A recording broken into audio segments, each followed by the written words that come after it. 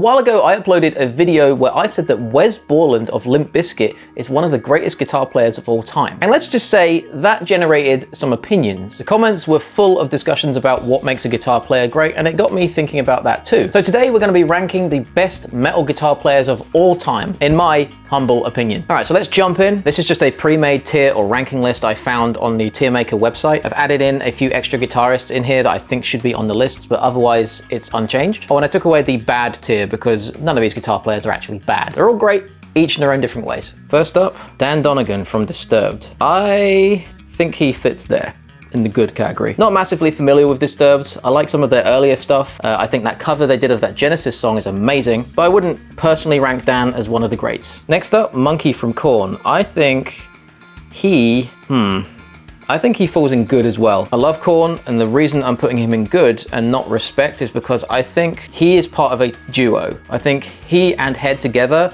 are a really respectful, maybe even legendary duo, but on their own, I think they fall into the good category. EVH, Eddie Van Halen, the man himself, and I don't think this will surprise anyone, but he's going straight to the God tier. EVH changed the world. He is responsible for so many things. He's responsible for gear that we still use to this day, modifications to guitars that we still use to this day. He influenced like modern rock technique on guitar, like with tapping, and he's basically the best shredder to have ever done it, in my opinion. He also bridged the gap between rock music and metal music and pop music. He was on a Michael Jackson track, for example. Basically, his influence as a guitar player will be kind of felt forever, I'm sure. All right, next, Matt from Bullet for My Valentine. I'm putting him in the okay tier. Great guitar player. I'm not massively into Bullet for My Valentine. They got some good songs, but I was always more of a Trivium guy. Again, he's one of these guys which kind of fits into a duo, him and Padge. Bullet for My Valentine, just not really my thing. Ola Englund, YouTube's finest. I'm gonna put Ola in the respect category. The man has taken YouTube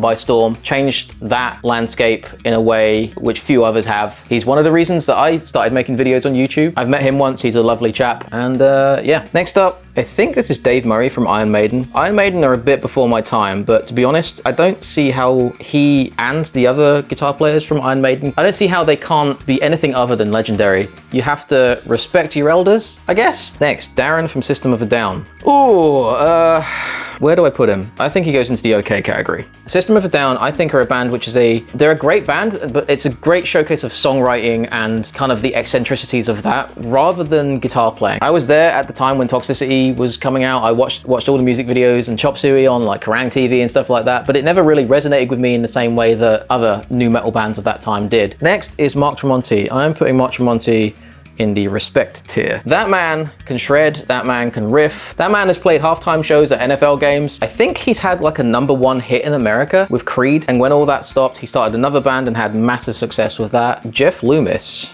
I think he falls in the respect category. Man has been in like more bands than I can shake a stick at. He like apparently auditioned for Megadeth back in the day when he was like 14 or something. Yeah, Nevermore, his solo stuff with Keith Mero, Arch Enemy, and he's bringing back Nevermore apparently, so there's more to come, I'm sure. Alex Skolnick from Testament. I think it's either respect or good. I think he fits in the good category. Testament, which is his band, Into the Pit, is an amazing song. For lack of a better term, he kind of quit metal for a while and went off and did real music. Maybe it's just that I'm not overly familiar with Testament material. Is guitar good? Not guitar god. You know who is a guitar god? Dimebag Darrell. Straight up there with EVH. I don't really feel like I need to explain this, if I'm being honest. So let's move on. Padge from Bullet for My Valentine. He falls into the same category as Matt from Bullet for My Valentine. Basically the same thing. I think they're another one of those guitar duos which is better together than they are individually. Randy Rhodes, Ozzy Osbourne guitar player. I think he's legendary status. Obviously, everybody knows the Crazy Train riff, right? And I think that speaks volumes. Tosin Abasi.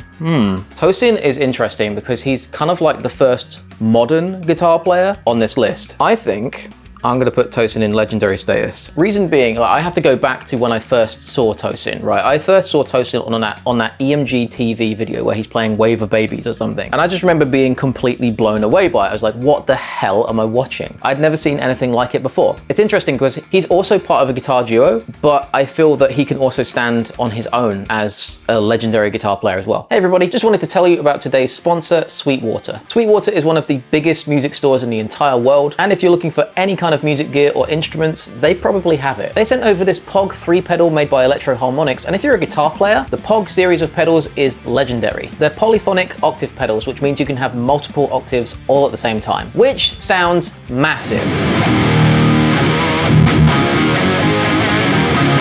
But with the new POG 3 pedal, it's so much more too. It has multiple presets and switching options that allow you to create everything from ethereal soundscapes to synthy lead lines.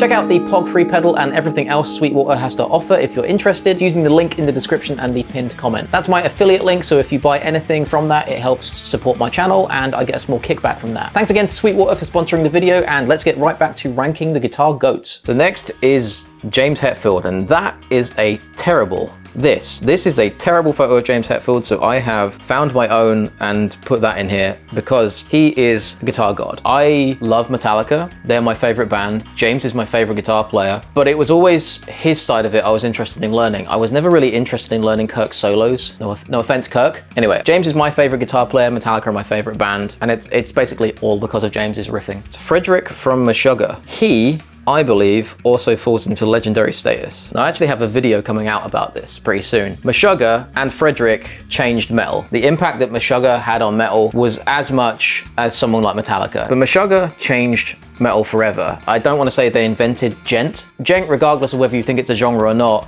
whatever that is, that sound, that certainly wouldn't exist without Meshuggah and Fredrick. John Petrucci from Dream Theater. Guitar god. I don't think I really need to explain this one too much either. Brad Delson from Linkin Park. He, I guess some people would put him in the no category, but Hybrid Theory and Meteora are bangers, so he's going in the okay category. Dave Mustaine from Megadeth. For me, personally, that's the respect category. A lot of Megadeth isn't for me, but I do enjoy a couple of albums. I think he's a great rhythm guitar player. Head from Korn. He is going straight in the good category. Korn are one of the best like new metal bands ever to have new metaled, and again, this is one of those guitar duos which I think are better together than they are individually. Next, Lars Ulrich, obviously god tier, right? No, he's a drummer, so he's disqualified. I don't know who put him in this list or who made this list, but obviously a joker is among them. Alexi Laiho, the late, great Alexi Laiho. I'm gonna put him in the respect category. I love Alexi.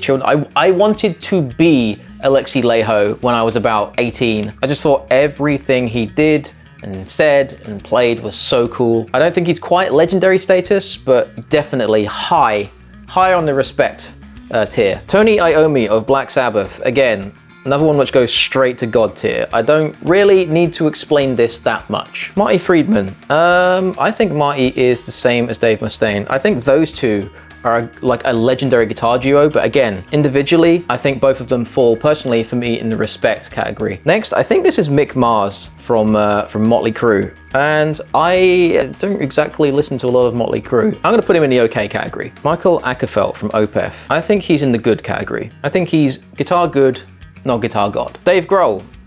What's it with drummers on this list? I think he's not a metal guitar player, so unfortunately, I'm gonna disqualify him. He's going in the no category. Great drummer, obviously, great guitar player, but he's not a metal guitar player. Kirk Hammett of Metallica. Now, Metallica are my favorite bands, but if I'm being honest, I never really took to Kirk's solos in the same way that I did to James's riffing. And that gets a little bit muddy because Kirk actually wrote the riff to Enter Sandman, so make of that what you will. I think Kirk, for me personally, falls in the respect category. Next, and this is the kind of one which spurred this video into kind of happening. Wes Borland of Limp Bizkit. I said in that video that he is god status, and I stand by what I said. Wes Borland is a phenomenal guitar player, and it just goes over everyone's head. You can go and watch that video if you want. I'll link to it down below where I talk about this. But yeah, Wes is very much underappreciated. I think because he's a very simplistic guitar player. And a lot of people seem to think that you have to be a shredder to be an amazing guitar player, and I don't think that's true. Willie Agler and Mark Morton from Lamb of God. I am each going to put them in the okay category here. Love Lamb of God. again, this is one of those guitar duos, which I think is better together than they are individually. So I'm putting them in the okay category. Kerry King from Slayer. I think he goes in legendary status. When you think of metal guitar players, it's kind of hard not to think of the bald guy with the beard playing in the band with the fire and the blood, the guy covered in tattoos. Yeah, that's Kerry King, and he's legendary status. Jim Root and Mick Thompson from Slipknot. I'm gonna put them both in the good category. Again, another guitar duo. Mick's guitar style has always kind of been more on the death metal kind of extreme side of things, where there's lots of alternate picking, like fast shredding solos, and Jim's side of it has kind of been more legato, kind of melodic kind of stuff. And the two of them together pair really, really well. It's probably one of the reasons why Slipknot is so successful. Getting close to the end now. Sinister Gates from Avenged Sevenfold. For me, he is going in the okay category. That might be a little bit controversial because everyone seems to love Avenged Sevenfold, but Avenged Sevenfold never really were my thing. Tom Morello. I guess some of you would argue, why is he even on this list? Because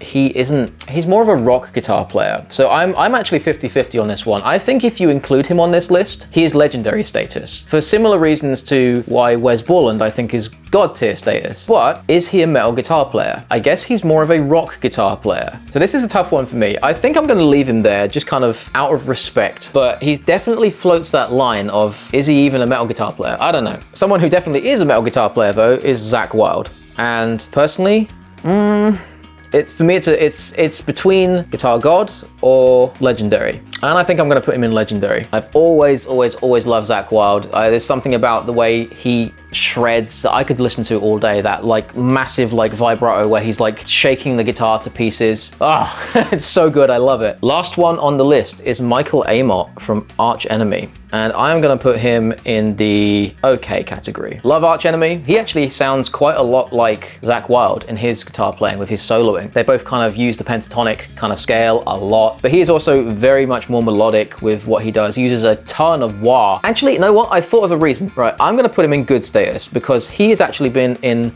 a bunch of legendary bands. He's in Arch Enemy now, of course, but he was also in Carcass. Carcass are death metal legends, and probably one of the reasons that I actually started looking at more extreme music, like stuff that was outside of like Metallica and stuff like that. Carcass were one of the first more extreme bands that I kind of latched onto and started listening to, and that was largely because of Mike Amott. So that's my list. We're done. All right, that will do it. That's my personal rankings. Let me know what yours would be, who you'd include, and where they go on the list. Hit the like button, subscribe, and all that good stuff. Thanks for watching, and if you enjoyed this video, you'll probably enjoy this one over here too.